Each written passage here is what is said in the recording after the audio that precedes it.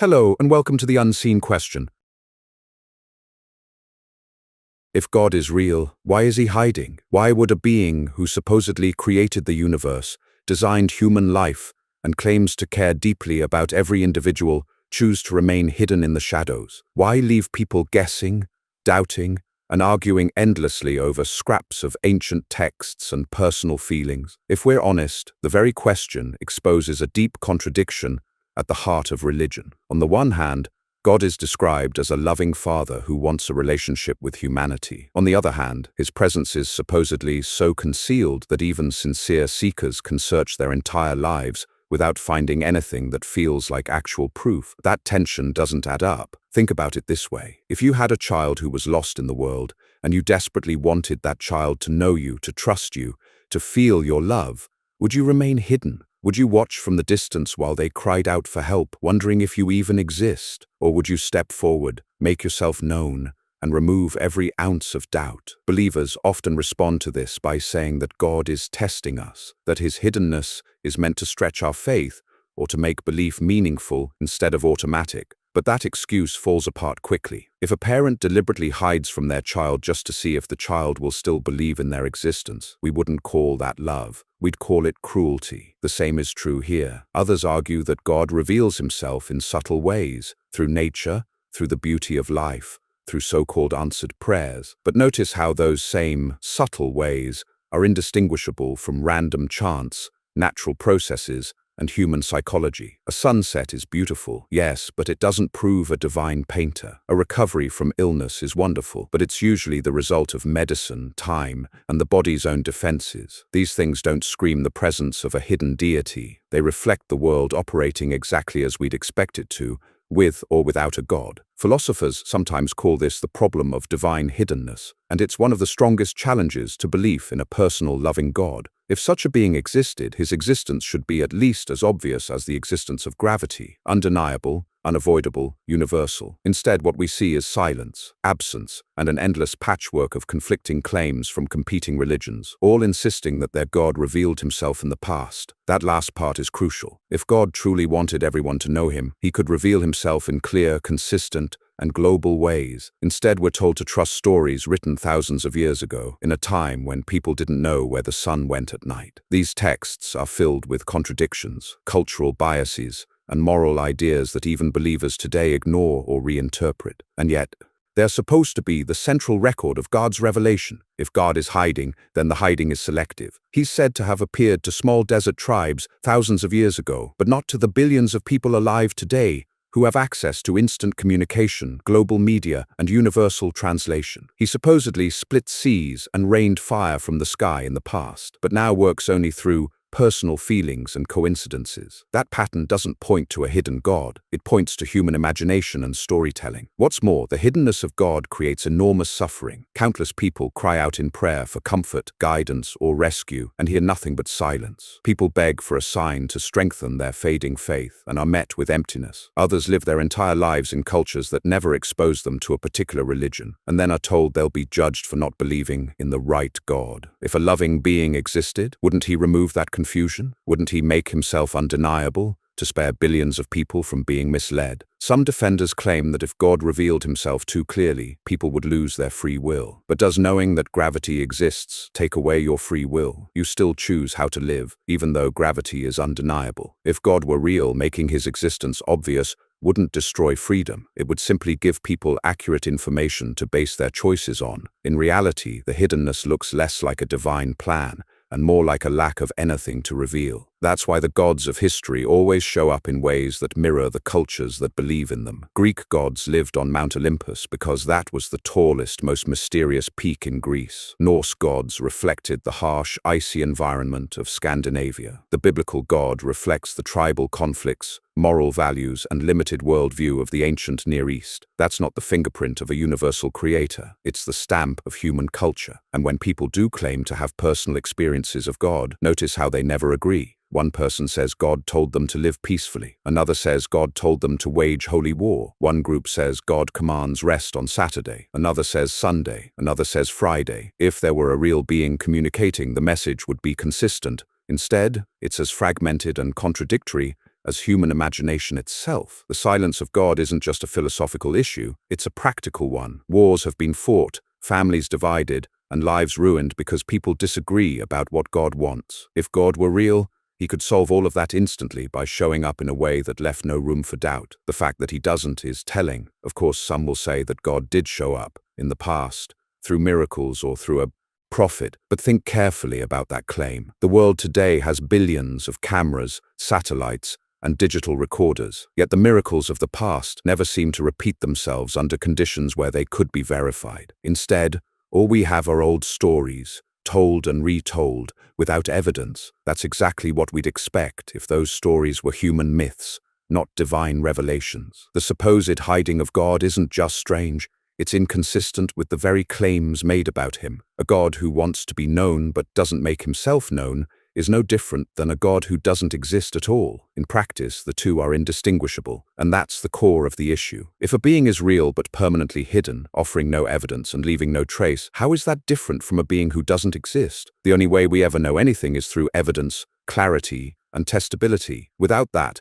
we're left with nothing but speculation, wishful thinking, and traditions handed down by people who lived thousands of years ago. That's why the problem of divine hiddenness is so powerful. It cuts to the heart of belief. Because at the end of the day, the silence speaks louder than the claims. If God is real, his choice to hide is indistinguishable from his non-existence. And if we're being honest, the more straightforward explanation is not that he's hiding, but that there's simply nothing there to find. When people try to explain God's hiddenness, they often end up revealing more about human psychology than about any divine plan. There's a tendency in our minds to create patterns, to search for meaning, to connect the dots even when there's no clear picture. That's how we see shapes in clouds or faces in random objects. Religion taps into that same tendency. Believers see God in coincidences, in near misses, in moments of strong emotion. But those interpretations say more about the human brain than about a hidden deity. Think about confirmation bias. If someone prays for something and it happens, they count it as proof that God answered their prayer. If it doesn't happen, they say God had a different plan. Either way, the belief is reinforced. That kind of thinking makes God's hiddenness appear intentional, when really it's just our own tendency to rationalize outcomes. A God who is hidden yet conveniently confirmed by every possible result looks suspiciously like an idea we've built to protect itself from scrutiny. Sociologists have noticed something important here too. Cultures where survival is uncertain, where life is harsh and unpredictable, tend to produce gods who are more active, more interventionist, more threatening. In safer, more stable societies, gods often fade into the background, becoming more symbolic or abstract. This pattern suggests that belief in a hidden God shifts with human needs, not with actual evidence of a real presence. And then there's the problem of multiple religions. If one God were real and hiding only for mysterious reasons, you'd still expect the rare moments of revelation to line up across cultures. But instead, each tradition has its own stories of gods revealing themselves in different ways, at different times, to different people. Those stories contradict one another. They can't all be true, and yet they all share the same excuse. God reveals himself in ways you just have to trust. That common defense is less like a consistent divine message and more like a cultural pattern of justifying absence. We also need to consider the moral weight of God's silence. If a parent hides themselves and lets their children argue violently over their intentions, even killing each other in the process, would we ever call that parent loving? If a teacher refuses to answer a classroom's desperate questions and lets chaos and misinformation spread, would we call that teacher wise? The hiddenness of God, if taken seriously, makes him look not like a loving parent or a wise teacher, but like someone who is indifferent at best. Religious defenders sometimes try another angle. They say that God does reveal himself, but only to those with the right attitude, the right humility, or the right openness. The idea is that if you don't see him, it's because you're not looking properly. But this shifts the blame from God to the seeker. It turns doubt into a moral failing instead of a natural response to a lack of evidence. And that's deeply unfair. People across the world, of every temperament, of every personality, have sincerely searched for God and found nothing. If God is hiding, the fault lies with the hider, not the seeker. Now think about how technology has changed the playing field. Today, if God wanted to reveal himself, he could do so instantly, globally, unmistakably. A single message could appear on every device, in every language, confirmed by every independent source. No room for doubt, no room for cultural bias. That kind of revelation is entirely possible, yet it never happens. Instead, believers continue to insist that God's whispers are found in old texts, in vague feelings, or in rare private visions, always just enough to convince those who already believe, never enough to convince those who don't. This pattern looks remarkably human. It's exactly how myths and stories behave, always strong enough for insiders, never convincing to outsiders, always requiring interpretation, debate, and defense. And the endless variety of interpretations itself proves the point. If God's revelation were real and clear, there would be one shared message, not thousands of splintered ones. And here's something even more striking. The idea of a hidden God didn't always exist. In the earliest human societies, gods weren't thought of as hidden at all. They were everywhere, in storms, in rivers, in fertility, in the hunt. People believed they saw gods directly in the natural world. The notion of a God who hides, who is absent, who works only in secret ways, came later. It developed as people started noticing that the gods they expected to intervene didn't always show up. Hiddenness became the excuse. The silence had to be explained, so believers came up with reasons why their gods weren't obvious anymore. That historical shift is telling. It shows that divine hiddenness isn't a timeless truth, but a human invention, a patch over the cracks in the story. There's also a psychological angle that makes divine hiddenness less mysterious and more predictable. When people grow up being told that God is invisible, that his ways are higher than ours, and that doubt is dangerous, they internalize a habit of explaining away silence. It becomes second nature to interpret absence as presence, to treat unanswered prayers as secret plans, to view the lack of clarity as a test. It's a kind of mental gymnastics. The brain is working overtime to defend a belief rather than letting the evidence, or lack of it, speak for itself. And this pattern doesn't just show up in religion. You see the same thing in conspiracy theories. When a prediction fails, the believer doesn't abandon the theory. They say the enemy is hiding evidence or that the truth is being suppressed. Hiddenness becomes a feature instead of a flaw. That's exactly how belief in God's hiddenness functions. Instead of undermining the claim, it gets folded back in as proof. But if the only way to explain a belief is to argue that its very absence is evidence, then the belief is unfalsifiable, and that's not a reliable path to truth. Another problem with the idea of a hidden God is that it clashes with the claims made by religion itself. Believers often say God is all-loving, all-powerful, and deeply invested in human lives. If that's true, then hiddenness is not just puzzling, it's incompatible. A God with the power to reveal himself and the desire for a relationship with humanity would not choose silence. The only consistent explanation is that either God lacks the power, or the desire, or the existence altogether. None of those options fit the religious picture. Consider the billions of people who never even have a chance to believe in the right God, because of when and where they were born. A child raised in rural India, surrounded only by Hindu teachings, will almost certainly grow up believing in Hindu gods. A child raised in Saudi Arabia will most likely grow up Muslim. A child in rural Utah will most likely grow up Mormon. If a God is real and cares about being known, why tie belief so tightly to geography and culture? Why let your existence depend on the lottery of birth? A real God who wanted to be known would transcend cultural barriers. He wouldn't hide behind them. This isn't just a thought experiment. It has consequences. People are judged, sometimes harshly, based on what they believe about God. Entire lives are shaped, limited, or even destroyed by religious expectations. And yet the very foundation of those expectations, God's existence, is hidden, debated, and uncertain. It's like being punished for failing to solve a riddle that was never meant to be solved. There's also the question of timing. Why would God reveal himself in dramatic ways to ancient people, through burning bushes, parting seas, voices from the sky, but then stop once humanity had the means to verify such events? Why flood the world once, but never again? Why send plagues to Egypt, but not to the regimes today that commit atrocities? The timing looks suspiciously like mythology. Grand events placed safely in the unreachable past, when no one could record or fact-check them. That's not the pattern of a hidden God. It's the pattern of human storytelling. And when people insist that God's hiddenness preserves faith, it creates another contradiction. Faith, by definition, is belief without evidence. But if God wanted genuine relationships, wouldn't he want trust based on truth, not blind acceptance? In every other area of life,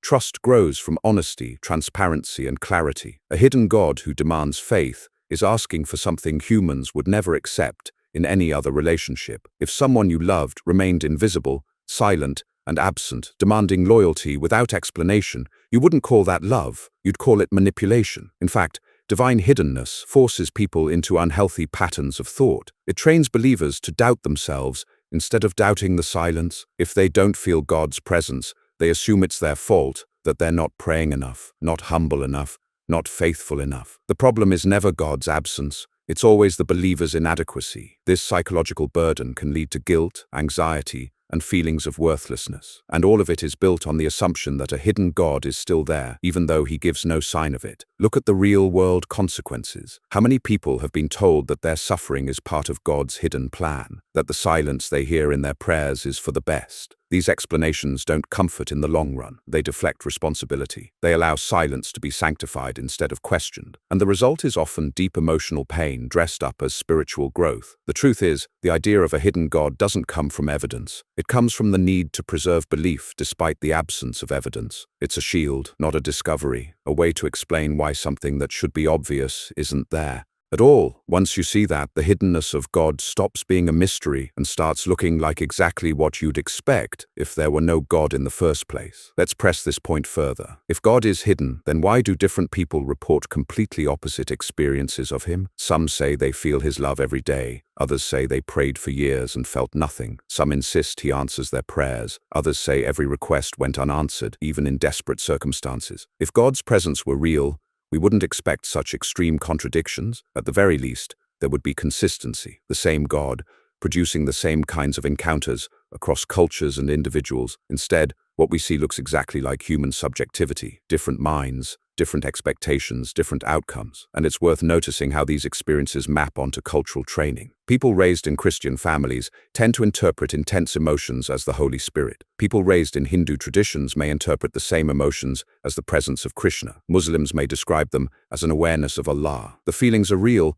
but the labels are cultural. That's not a hidden God. That's human psychology being filtered through belief systems. Some defenders say that God is hidden because if his existence were obvious, people would worship him out of fear instead of love. But this claim falls apart quickly. Knowing someone exists doesn't force you to fear them. We all know police officers exist, but that doesn't dictate how we feel about them. Awareness and relationship are separate things. If God wanted authentic love, making his existence clear wouldn't prevent it. It would simply allow people to respond freely with full knowledge. In fact, clarity would make genuine love more likely, not less. Real relationships thrive on openness. No one builds intimacy with a hidden partner who refuses to reveal themselves. Love requires presence, communication, and trust. By contrast, the idea of a hidden God demanding love is more like a power imbalance, one side invisible and silent, the other expected to pour out devotion without any return. That's not love, that's dependency disguised as spirituality. And then there's the sheer unfairness of it all. Think about people who live their entire lives without hearing about Christianity or Islam or any other faith that insists on belief as a condition for salvation. They die never having had a chance to believe the right thing. If God is hiding from them, then he's essentially setting them up to fail. That doesn't look like divine justice or mercy. It looks like the absence of a divine being altogether. Another important angle is the role of doubt. If doubt exists at all, that alone undermines the claim that God is loving and wants to be known. A loving parent doesn't allow their children to constantly question whether they exist. A loving parent makes their presence obvious, but in religion, doubt is baked into the system. Doubt is common, widespread, and deeply human. That's because the object of belief is hidden. The doubt doesn't come from rebellion, but from reality. And notice how often religious leaders warn against doubt. They treat it like a sin, a weakness, or a danger to be avoided. But if God were real and hiding only for good reasons, then doubt should be expected and natural, not punished. The hostility toward doubt makes sense only if the hiddenness isn't divine, but human, because doubt threatens the authority of human institutions, not of an actual God. This also explains why religions splinter endlessly into denominations and sects. If God's message were clear and consistent, there would be no reason for such fragmentation. But hiddenness forces people to interpret, debate, and build entire movements around different guesses. The result is thousands of competing versions of truth, each one insisting it's the authentic revelation. That confusion is exactly what we'd expect if no God were speaking clearly at all. The silence of God doesn't just fail to guide people, it actively misguides them. It leaves room for false prophets, cult leaders, and manipulators to step in and fill the void. History is full of figures who claimed to speak for God, only to lead followers into disaster. From violent crusades to failed prophecies of the end times, the hiddenness of God opens the door for exploitation. If God were real and cared about his reputation, he would not allow frauds to speak in his name while staying silent himself. Some might respond by saying that God works in mysterious ways, and we simply can't understand why he hides. But this is just another way of protecting the belief from scrutiny. Saying mystery doesn't solve the problem, it just avoids it. If the explanation for God's hiddenness is beyond human comprehension, then we can never verify it, test it, or confirm it. And at that point, the claim becomes indistinguishable from something that simply isn't true. What we're left with is a silence so deep, so universal, that it explains itself. A God who hides perfectly resembles no God at all. And when faced with two explanations, one that requires us to accept contradictions, excuses, and mysteries, and one that requires us to accept that God simply isn't there, the simpler explanation is usually the right one. Let's take this to its conclusion. If God is real and chooses to remain hidden, then he is responsible for the consequences of that silence. He is responsible for the confusion that divides humanity into competing religions. He is responsible for the wars fought in his name, the persecution of unbelievers, the endless moral debates over what he wants. He is responsible for the cries of the desperate that go unanswered, for every child who begs for healing, for every grieving parent who pleads for comfort, and for every honest seeker who finds nothing but silence. That silence, if it belongs to a real God, is not neutral, it is harmful. But when you look at the world without the assumption of a hidden God, everything starts to make sense. The divisions, the contradictions, the suffering, the unanswered prayers, they all fit perfectly with a universe that operates without divine intervention. Human beings create meaning, tell stories, pass on traditions, and interpret their experiences through the lens of culture. The silence is not mysterious, it is expected. And the truth is, people live meaningful, moral, and fulfilling lives without ever needing to assume that a hidden God exists. In fact, some find greater peace in accepting that the universe is indifferent rather than trying to force meaning out of silence. Because when you stop expecting a God to reveal himself, you start taking responsibility for your own life. You stop waiting for signs, and you start making choices. You stop asking why a hidden God allows suffering, and you start working to reduce suffering yourself. The question, if God is real, why is he hiding, sounds like a puzzle at first. But in the end,